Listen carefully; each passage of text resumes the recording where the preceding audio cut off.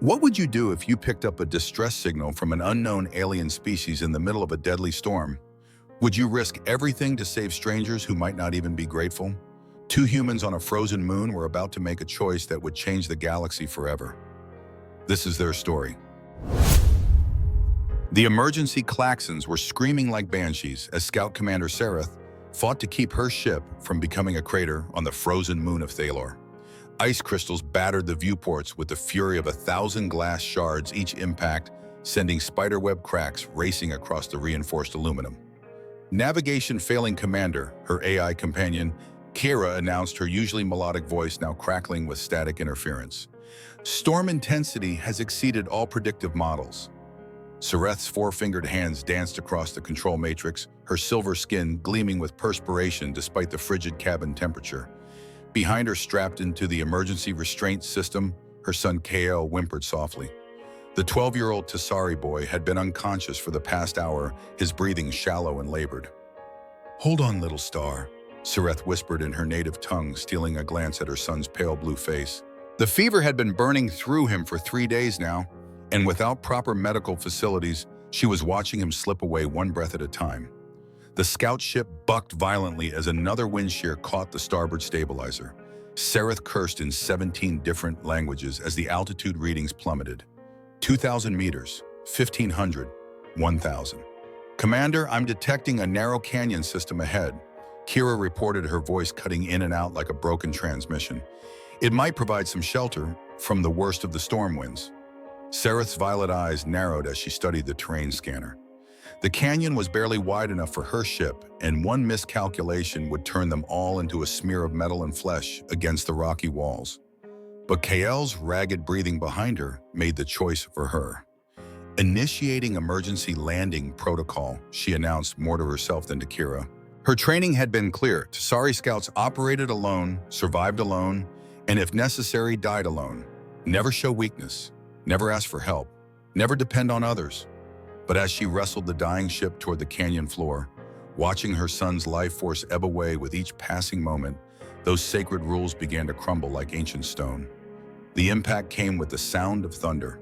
Metal screamed against rock as the ship carved a jagged furrow through the canyon floor, throwing up geysers of ice and debris. The forward hull crumpled like paper, and sparks erupted from every control panel as the power grid failed in cascading waves. When the grinding, shrieking chaos finally stopped, Sareth found herself hanging upside down in her pilot harness, blood dripping from a gash above her left eye. The cabin was filled with smoke and the acrid smell of burning electronics. "Kael!" She twisted frantically in her restraints, reaching for her son. The boy was unconscious, but breathing, though his fever seemed to have worsened from the trauma. His small body felt like it was burning up. "Kira, status report," Sareth called out as she freed herself from the harness and dropped to what had once been the ceiling of her ship. Silence. Kira respond, nothing but the whistle of wind through the hull breaches and the distant rumble of the storm above. Sareth crawled to her son, her military training taking over even as panic clawed at her chest.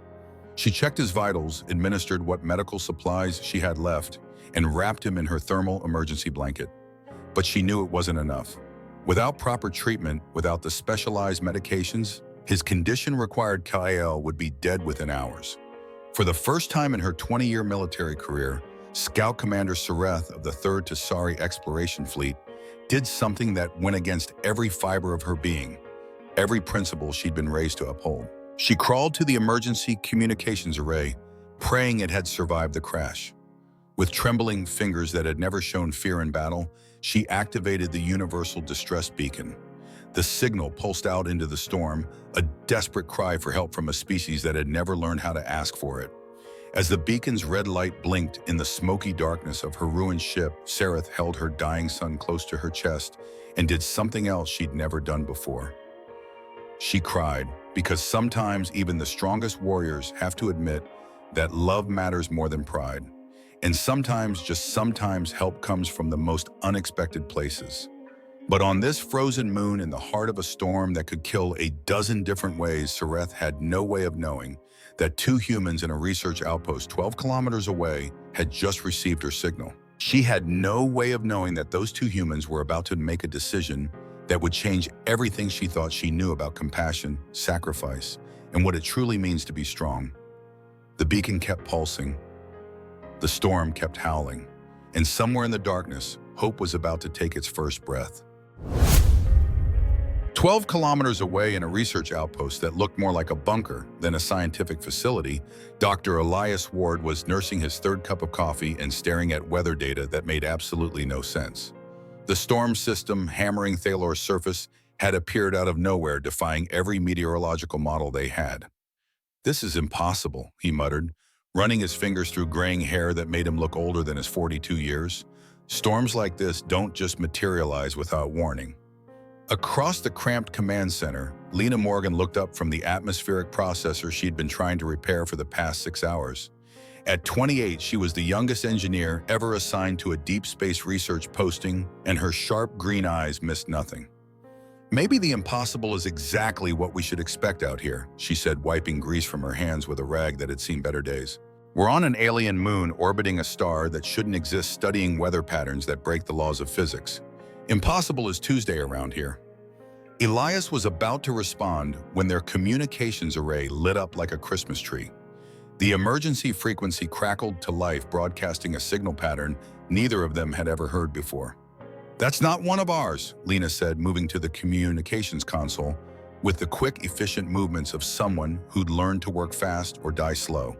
"Signals coming from the Meridian Canyon system about 12 clicks northeast." Elias joined her at the console, his expression growing more serious as he analyzed the transmission. "It's a distress beacon. Universal emergency protocol. Someone's in serious trouble out there." "Someone or something," Lena corrected, her voice taking on a cautious edge. "That signal pattern, I've never seen anything like it. The modulation frequency, the harmonic resonance. This isn't human technology." The two humans stared at each other as the implications sank in. They were the only research team on Thalor, the only humans within 100 light years, which meant that distress signal was coming from something else entirely. "Could be a trap," Lena said quietly. "We don't know anything about the species that might be out there. For all we know, they consider humans a delicacy." Elias pulled up the canyon topography on their main display, his jaw tightening as he saw the storm intensity readings. "Look at these wind speeds. Look at the temperature gradient. Nobody's setting a trap in conditions like this. Nobody could survive long enough to spring it." "That's exactly my point." Lena shot back, her engineering mind running through worst-case scenarios. Whatever sent that signal crashed hard enough to trigger an emergency beacon in a storm that would kill us in minutes. We go out there, we're committing suicide for something that might already be dead. Elias was quiet for a long moment, staring at the pulsing distress signal on his screen. In his previous life before the research posting, he'd been part of a mountain rescue team back on Earth. He'd seen too many people die because help arrived too late, because someone had decided the risk was too great, because fear had won out over compassion. "My grandfather used to tell me something," he said finally. "He said that civilization isn't measured by the height of its buildings or the speed of its ships. It's measured by how we treat each other when everything goes wrong." "That's a beautiful sentiment, Doc, but your grandfather never had to worry about alien contact protocols or interspecies diplomacy," Lena replied, though her voice had lost some of its edge. "We make the wrong move here. We could be starting a war or ending our own lives." "Maybe," Elias conceded, "but I keep thinking about something else. If the roles were reversed, and if we were the ones crashed and dying in that canyon, would they come for us?" Lena was quiet for several seconds, her fingers drumming against the console as she weighed the odds. "Probably not," she admitted. "Most species out there see us as primitives, violent, unpredictable. They'd probably write us off as acceptable losses. And that," Elias said, moving toward the equipment lockers, "is exactly why we have to go." Lena watched him pull out their modified hovercraft's emergency kit, her expression caught between admiration and exasperation. "You're insane, you know that, right? Completely, certifiably insane." "Probably," Elias agreed, checking the power cells on their portable life support units. "But here's the thing, Lena. If we don't go, if we let fear make this decision for us, then we prove everything they think about humanity is true. We prove that we're just another species that only cares about itself." He paused in his preparations, meeting her eyes directly. But if we do go, if we risk everything to save someone we've never met, someone who might not even be capable of gratitude, then maybe we prove something else entirely. The distress beacon continued its urgent pulsing, each signal a countdown to someone's death. Outside, the storm raged with increasing fury, turning the landscape into a frozen hell that no sane person would dare to cross.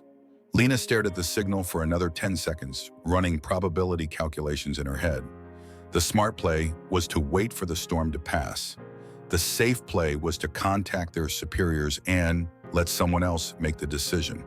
The logical play was to protect themselves and their mission.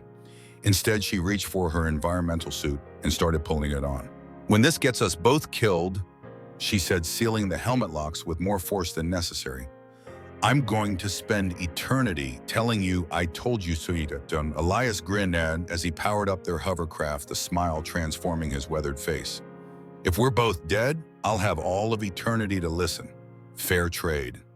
20 minutes later, two humans in a machine that was never designed for conditions like this launched themselves into a storm that could kill them in dozens of different ways, following a signal from someone they'd never met, of a species they'd never encountered.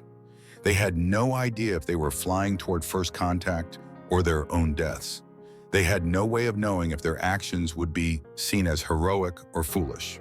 They couldn't predict whether the being sending that distress signal would be grateful or hostile. All they knew was that someone was dying and they were the only ones who could help. And for humans, sometimes that's enough. The hovercraft disappeared into the swirling white hell of the storm, carrying its two occupants toward a canyon where an alien mother held her dying child and wondered if anyone in the universe still cared about strangers in the dark. The crash site looked like a wound carved into the canyon floor. Twisted metal jutted from the ice like broken bones, and the smell of burned electronics hung in the air despite the howling wind. Elias guided their hovercraft down through the swirling snow, fighting crosswinds that tried to slam them into the canyon walls. "Jesus," Lena breathed, staring at the wreckage through their reinforced viewport. How did anything survive that? The alien ship was unlike anything in their databases. Its hull had an organic quality, flowing lines that suggested it had been grown rather than built. What was left of it, anyway? The impact had crumpled the forward section like tinfoil, and sparks still danced from exposed power conduits. "Life signs," Elias announces, checking their sensors. "Faint but there, two contacts inside the wreckage." They set down 50 meters from the crash site, close enough to minimize exposure time, but far enough to avoid any potential explosions. The moment they stepped outside, the storm tried to kill them. Wind speeds that shouldn't exist on a moon this size drove ice crystals through the air like bullets, and the cold was so intense it felt like breathing liquid nitrogen. "Stay close," Elias shouted over the wind, his voice barely audible through their comms system. "We get separated out here, we're both dead." They fought their way to the wreckage, following the weak heat signatures on their portable scanners.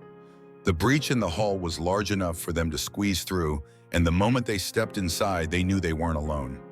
A figure emerged from the shadows at the back of the ruined cabin, moving with the fluid grace of a predator despite obvious injuries.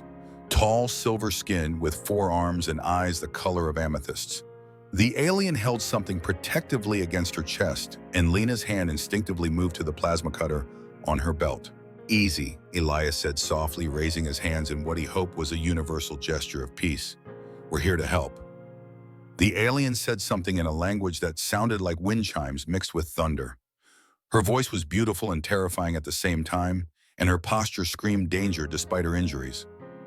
Blood that looked almost black in the dim light trickled from a gash above her left eye. "She's got a kid," Lena whispered, noting the smaller form wrapped in what appeared to be some kind of thermal blanket. "Kid looks bad, real bad." Sereth watched these strange, soft-looking bipeds with the wariness of a mother protecting her young. Their faces were hidden behind transparent barriers, but she could see their eyes.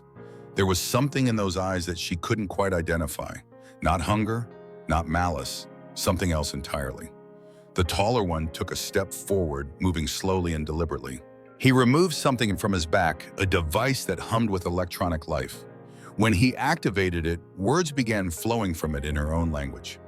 "We received your distress signal," the translation device said in accented but understandable Tasari.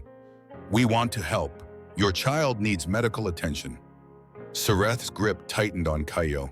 In her 20 years of military service, she had learned that offers of help always came with a price. Always. Why, she demanded. What do you want in return?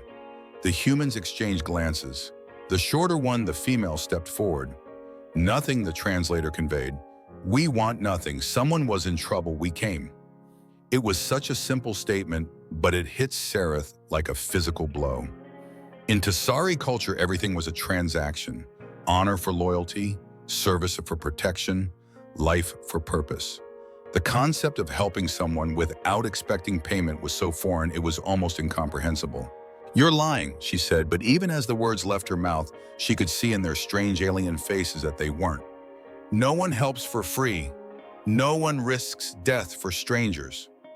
Elias knelt down slowly, keeping his movements non-threatening. My name is Elias. This is Lena. What's your son's name? Kyle. Sareth found herself saying the word slipping out before she could stop it. His name is Kyle. Kyle's in shock, Lena said, studying the boy's readings on her medical scanner. Severe dehydration fever over 105 degrees Fahrenheit. We need to get him somewhere warm and stable, now. The storm chose that moment to intensify, sending a fresh barrage of ice and debris through the hull breach. The temperature inside the wreckage dropped another 10 degrees and Kyle's breathing became even more labored. Our base has medical facilities, Elias said urgently. One advanced, but better than this. We can stabilize him, give him a chance. Sareth looked down at her son's pale face, then back at these aliens who claimed they wanted nothing in return for risking their lives. Every instinct screamed that it was a trap, that no species was capable of such selfless behavior. But Kyle was dying, and she was out of options. If you betray us, she said quietly, if you harm him in any way, I will kill you both with my bare hands. Fair enough, Lena said, already moving to help wrap Kyle in additional thermal protection. But right now, the storm's more likely to kill all of us than we are each other. The journey back to their hovercraft was a nightmare of howling wind and blinding snow. Sareth carried Kyle while the humans flanked them, using their own bodies to shield the boy from the worst of the weather. Halfway to the vehicle, Elias stumbled and went down hard on the ice. Sareth stopped looking back at the human, struggling to get to his feet. She could have kept going, should have kept going. These aliens had served their purpose. She could reach their vehicle and take it for herself. Instead, she found herself extending one of her lower arms to help him up. Why? Elias asked, as they resumed their desperate march, his question cutting through the wind. I don't know, Sareth admitted, and for the first time in her adult life, she truly didn't understand her own actions. As they finally reached the hovercraft and climbed inside, Lena began working on Kyle with medical supplies and equipment. As Elias fought to keep their vehicle stable in the murderous wind, Sareth found herself thinking about something her AI companion Kira had said once, back when the ship's systems were still functional. Commander Kira had told her during a quiet moment between missions, I've been analyzing human behavior patterns from our databases. Did you know that they regularly risk their lives for individuals they've never met? They call it compassion, but I calculate it as statistically irrational behavior. At the time, Sareth had dismissed it as a glitch in Kira's programming. Now watching these humans work frantically to save her son, while their own lives hung in the balance, she was beginning to understand that some behaviors couldn't be calculated, couldn't be explained by logic or survival instinct. Some behaviors could only be explained by something much more powerful and much more dangerous than rationality. They called it love. And for the first time in her life, Sareth was beginning to understand why the rest of the galaxy found humans so terrifying. Because a species that would die for strangers was a species that could never be conquered, never be broken, never be made to surrender their fundamental nature. And that nature, she was learning, was far stranger and more beautiful than anything she had ever imagined. The human outpost was a monument to stubborn survival. Built into the canyon wall like a steel and polymer cave, it hummed with the barely contained energy of machines pushed beyond their design limits. The moment they brought Kyle inside, Sareth could see that these humans were living on borrowed time. Power's at 63%, Lena announced, checking her readings as they carried the boy to what served as their medical bay. We're burning through our reserves faster than the solar collectors can replenish them. Elias was already prepping their medical scanner, a device that looked primitive compared to Tasari technology, but seemed functional enough. How long can we maintain life support for 5 people instead of 2? Maybe 18 hours, Lena said grimly. Maybe less if this storm doesn't break. Sareth carefully placed Kyle on the examination table, watching these aliens work with equipment that was clearly inadequate for the task. The medical bay was little more than a converted storage closet, but they moved with the efficiency of trained professionals. His core temperature is dangerously low, Elias said, adjusting the thermal regulators. Whatever fever he had before the exposure made it worse. His body shutting down. I have medications, Sareth said, suddenly reaching for the emergency pack she'd salvaged from her ship. Tasari physiology is different from yours, but the fever suppressants might help. Lena looked at the alien medical supplies with obvious skepticism. We don't know how these compounds will interact with the stimulants we've already given him. We could make things worse. He's dying anyway, Sareth replied flatly. In Tasari medicine, we believe that doing nothing is the greatest failure. The 2 humans exchanged glances, and Sareth realized she was witnessing something remarkable. They were actually considering her input, treating her as an equal partner, rather than a primitive outsider. In her experience, most advanced species barely acknowledged that others had medical knowledge worth considering. Tell us about the medication, Elias said. Molecular structure intended effects dosage calculations. We'll run it through our compatibility matrix. For the next hour, Sareth found herself working alongside these humans in a way that defied everything she'd been taught about interspecies cooperation. They didn't condescend to her. They didn't dismiss her knowledge as inferior. They simply worked together. It was while they were calibrating the medication dosages that the power fluctuated again, and the base's environmental systems let out a warning chime that sounded like a death knell. That's not good, Lena muttered, checking her tablet. We're pulling too much power. If we keep this up, we'll drain the batteries completely, and then we all freeze to death together. Sareth looked around the cramped medical bay, then at her son's pale face, then at the 2 humans who had risked everything to save a child they'd never met. The mathematics of survival were simple and brutal. The base couldn't support 5 people. Someone had to go. You saved my son, she said quietly. I'll take him back to the wreckage. The ship's emergency power might last long enough for rescue to arrive. Like hell you will. Lena snapped her voice sharper than Sareth had heard before. You go back out there in this storm, you're both dead in an hour. Better that 2 die though than 5, Sareth replied, falling back on the cold logic that had kept her alive through countless military campaigns. That's where you're wrong, Elias said, not looking up from his work on KL's IV line. See, you're thinking like this is a zero-sum game.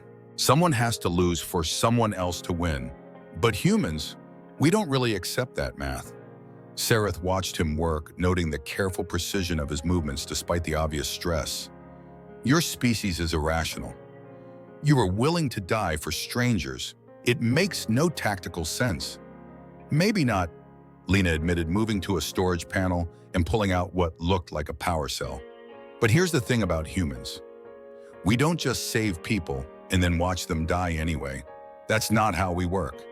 She hefted the power cell, which Sareth now recognized as salvage from her crashed ship. You've got a Tasari power core in that wreck, don't you? Something that might be compatible with our systems? Sareth stared at her. You want to go back out there in this storm to salvage power cells from a wreck that could collapse at any moment? I want to solve the problem, Lena corrected.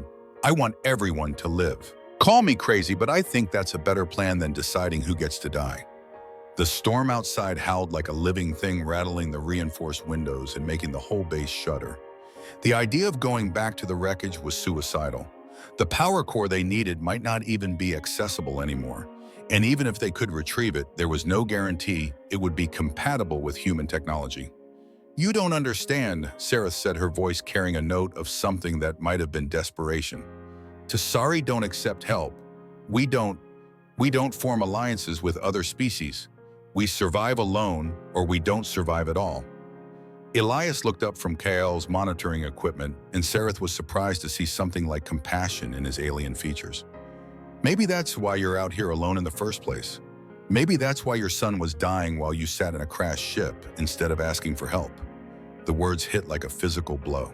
Sereth's four hands clenched into fists, her military training screaming at her to respond to the insult with violence.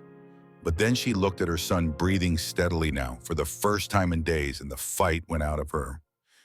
"We were taught that depending on others makes you weak," she said quietly. "That showing vulnerability is the first step toward destruction." "And how's that working out for you?" Lena asked, not unkindly.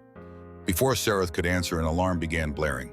Not the soft chime of a power warning, but the harsh, urgent klaxon of immediate danger. Lena rushed to the main console, her face going pale as she read the displays. "The storm's intensifying again," she announced. "Wind speeds are off the charts. If this keeps up, it'll tear the roof right off this place." Elias moved to the communications array, his fingers flying over the controls. "I'm picking up massive electromagnetic interference. This isn't just weather anymore. There's something else going on out there." Sereth felt a chill that had nothing to do with the temperature. She'd seen storms like this before in the Outer Rim territories where her people conducted their most classified operations. Storms that appeared without warning, that defied natural law, that served as cover for things that preferred to remain hidden.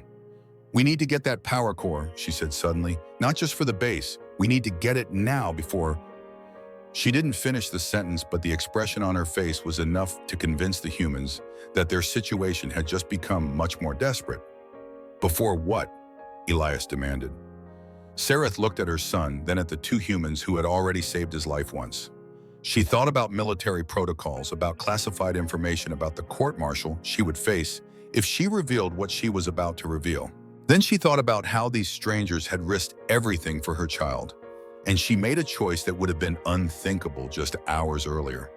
"Because this isn't a natural storm," she said, "and we're not alone on this moon anymore."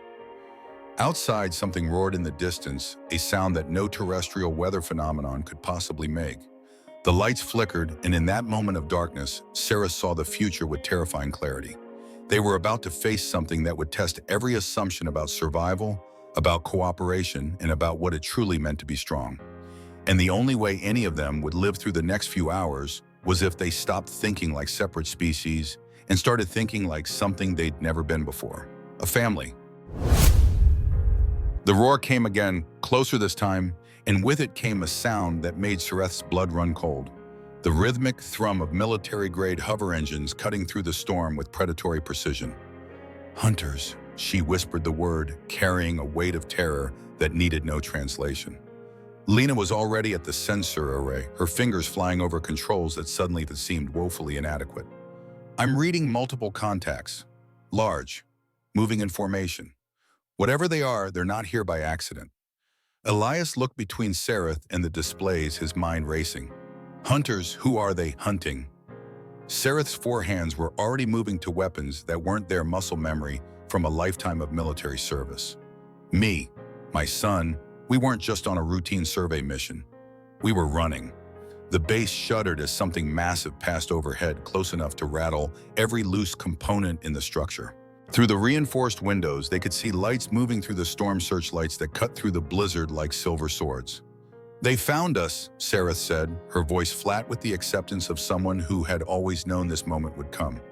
"The storm was just cover. They've been tracking us since we entered this system." Kale stirred on the medical table, his fever finally breaking, and Sereth moved to his side instinctively. The boy's eyes fluttered open, violet like his mother's, but filled with confusion and fear. "Mother," he whispered into Sari. "Where are we, unsafe little star?" Sereth lied, stroking his forehead with one of her hands while the others remained ready for violence. "You're safe," but even as she said the words, she knew they weren't true. The hunters had found them, and hunters never left survivors. Not when the quarry was someone who knew what she knew, who had seen what she had seen in the outer territories. "We need to move," she said to the humans. "Get Kale to your vehicle. I'll hold them off as long as I can." "Hold on," Elias said, his voice carrying a note of stubborn determination that Sereth was beginning to recognize as fundamentally human. "Nobody's holding anybody off. We stick together, we all have a chance. We split up, we all die." Lena was studying the tactical display, her engineering mind already working on solutions. "They're jamming our communications, but they haven't started shooting yet. That means they want something alive." They want me alive, Sereth corrected. Long enough to extract information. Then they'll kill everyone who's seen them. The lights cut out completely, plunging the base into darkness. Emergency power kicked in a moment later, bathing everything in an eerie red glow that made the medical bay look like the inside of a heart. That's our cue, Lena said, grabbing her equipment pack. We move now while they're still positioning for assault. But as they prepared to evacuate, Kale struggled to sit up on the examination table. Mother, he said, his young voice carrying a wisdom that seemed far too old for his 12 years. The nice humans. We can't leave them. Sereth looked down at her son, then at Elias and Lena, who were preparing to risk their lives once again for people they barely knew. Everything she had been taught, everything she believed about survival and strength and self-reliance, screamed at her to take Kale and run. Use the humans as a distraction. Save herself and her son, because that was what mattered. Instead, she found herself reaching into her salvage pack and pulling out something she had never expected to share with anyone outside her own species. Here, she said, handing Elias a small, crystalline device that hummed with barely contained energy. Tasari personal shield generator. Military grade. It won't stop direct fire, but it'll deflect energy weapons long enough for you to find cover. Elias stared at the device, understanding its significance, even without knowing its exact function. This is yours. You need it more than we do. No, Sereth said firmly. I need you alive to keep my son alive. This is how we survive. Together. The word felt strange in her mouth, foreign and frightening, and somehow liberating all at once. Together. It was a concept that went against everything she had been taught, but watching these humans work to save her child had taught her something that no military manual ever could. Sometimes the strongest thing you can do is admit you can't do it alone. They moved through the base like a unit, covering each other's movements with an efficiency that surprised them all. Lena led the way, her knowledge of the facility's layout keeping them away from the main corridors.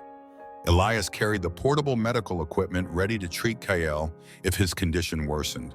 Sereth brought up the rear, her enhanced senses alert for any sign of pursuit. They were almost to the vehicle bay when the first hunter found them.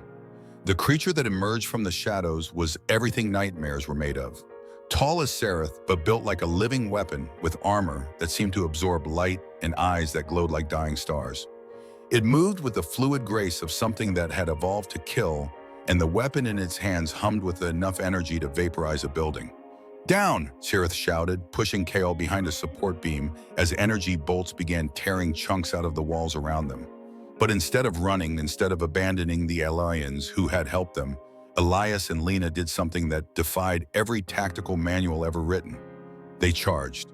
Not toward safety, not toward escape, but directly at the hunter that was trying to kill them all. Elias activated the shield generator Sereth had given him, its energy field flaring to life just in time to deflect a blast that would have cut him in half. Lena flanked to the right, using her engineering expertise to identify weak points in the creature's armor. It was insane, it was suicidal, it was the most beautiful thing Sereth had ever seen. Because in that moment, watching two humans risk everything to protect her child, she understood something that changed her forever. Strength wasn't about surviving alone. Strength was about choosing to stand together when everything else told you to run.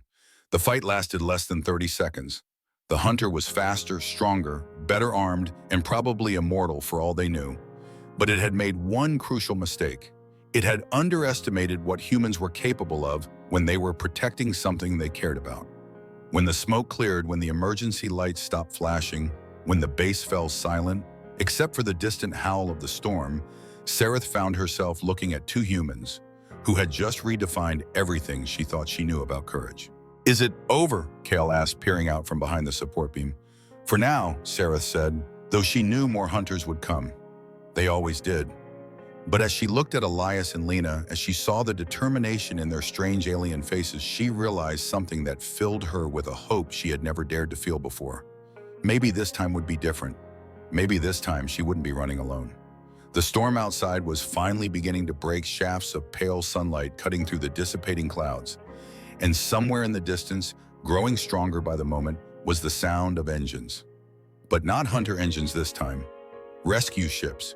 Tasari rescue ships responding to the distress beacon that had started this whole impossible journey. Looks like your ride's here, Lena said, checking her sensors. Sereth nodded but made no move toward the communications array. Instead, she reached into her pack one more time and pulled out something that made both humans gasp. It was a crest, a Tasari military crest made of metal so rare that most people would never see it in their lifetimes. The kind of honor that was never ever given to outsiders. In my culture, she said, offering the crest to Elias, this is given only to those who have proven themselves worthy of the highest respect. Those who have shown that they understand what it means to fight for something greater than themselves. Elias took the crest with hands that trembled slightly.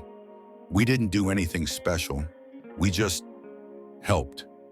Exactly, Sereth said, and for the first time since they'd met, she smiled. It transformed her angular features, making her look less like a warrior and more like what she truly was underneath all the military training. A mother, a person. Someone who had learned that the universe was a little bit less dark when there were people willing to light candles for strangers. As the rescue ships approached, as her ordeal finally neared its end, Sereth held her son close and watched two humans who had changed everything she believed about what it meant to be strong. They had no way of knowing that their actions would ripple out across the galaxy, that the story of two humans who risked everything for strangers would become legend among her people. They had no way of knowing that their simple act of compassion would change the course of interstellar relations for generations to come. All they knew was that they had helped someone who needed help. And for humans, that was enough. As Kyle squeezed her hand and whispered his thanks to the nice humans, in his halting English, Sereth made a promise to herself. She would remember this day, she would remember these people, and she would make sure that the universe knew that sometimes, just sometimes, the most powerful force in existence wasn't technology or weapons or military might. Sometimes it was simply the willingness of one person to say to another, "You're not alone."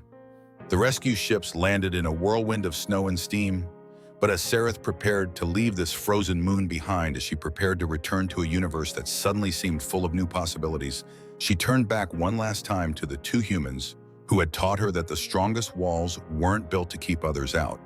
They were built to keep the people you cared about safe, and that she realized made all the difference in the universe. Hey everyone, thanks for sticking with this incredible journey. If this story touched your heart, if it made you think about what it really means to be human, I'd love to hear your thoughts in the comments below. What would you do if you found yourself in Elias and Lena's position? How far would you go to help a stranger? And if you enjoyed this tale of humanity at its finest, don't forget to hit that subscribe button and ring the notification bell. There are so many more stories like this one waiting to be told, stories that remind us why being human is something worth celebrating. Until next time, remember, in a universe full of strangers, the choice to care might just be the most powerful force of all.